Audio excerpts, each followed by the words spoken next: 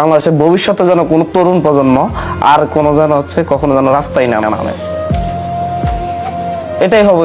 ইয়াতে 90-এর গণ অভ্যুত্থানে নূর হোসেনের রক্তের সাথে প্রতারণা করেছে এরা, প্রতারণা করে আজকের বাংলাদেশকে 24-এ এনে এখানে নিয়ে এসেছে।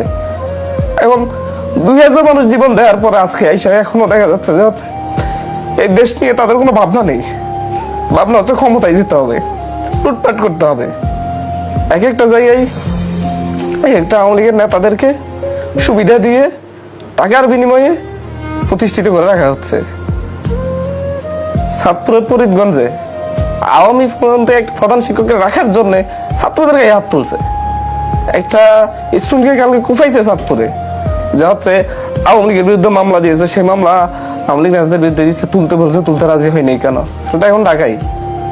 এখন আমরা তরুণরা দেশের সংকটের সময় 69-এর গণ অভ্যুত্থানে তরুণরা রাস্তায় নামছে, পরে আওয়ামী লীগ ফুরান অভ্যুত্থানটাকে ধ্বংস করে দিয়ে 72 থেকে 75-এ শাসন কায়েম করে দেশের মানুষকে জিম্মি করে ফেলছে।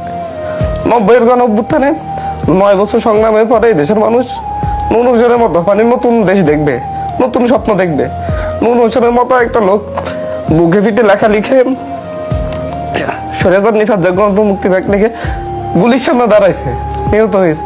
তো নূর হোসেনের যেই 3 জোটের রূপরেখা দেখাইয়া নূর হোসেনকে রাস্তায় নামাইছে, সেই 3 জোটের রূপরেখা যে বাস্তবায়ন করা হয়নি, এটার জন্য ক্ষমা চাওয়া উচিত প্রত্যেকটা রাজনৈতিক দলকে।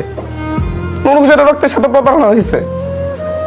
এখন 24-এ এসে যতগুলো ছাত্র জীবন দিছে, প্রত্যেকটা রক্তের সাথে প্রতারণা করা হচ্ছে। আমি বরিশালে গিয়েছি, পটুয়াখালীর একটা ছেলে, ইন্টার পড়ুয়া ছেলে, পরীক্ষা দেখতে ঢাকায় চলে আসছে যে দিতে, আন্দোলনে যোগ দিতে। সে 5 তারিখে নিহত হয়েছে, 4 তারিখে তার ফেসবুক ওয়ালে পোস্ট দিয়েছে, আমি শহীদ হওয়ার পর যেন আমার কবরের উপরে একটা জাতীয় পতাকা টাঙিয়ে দেয়। জাতীয় পতাকা সবসময় উড্ডীয়মান থাকে। ওইসব পোলাপাইলের স্বপ্ন আজকের বাংলাদেশ। প্রত্যেকটা জায়গায় সাদাবাজি, লুটতরাজ।